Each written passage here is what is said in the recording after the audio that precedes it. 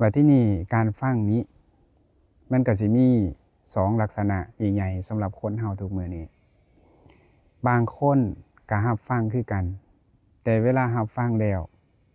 ฟังเพื่อสิตอบโต้อยู่ตลอดเวลา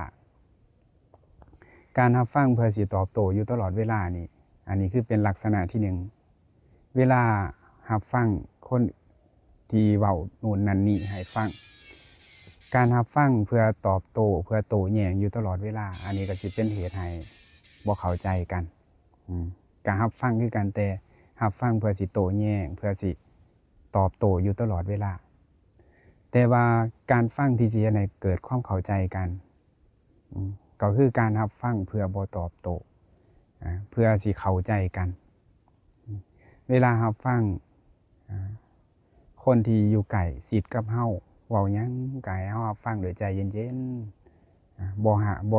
ฟังเพื่อสิให้เกิดการข้อโต้แย้งบ่ฟังเพื่อสิจับผิดแต่เฮาสิฟังเพื่อสิเข้าใจกันว่าคนที่อยู่นำเฮานี้เขามีความคิดแบบใดเขาอึดอัดบ่เขาอยากให้เฮาเข้าใจเขาแบบใดการฟังแบบที่2นี้ฟังเพื่อให้เข้าใจบ่แม่นฟังเพื่อโต้แย้งอยู่ตลอดเวลานี้เฮาสิสามารถเข้าใจกันได้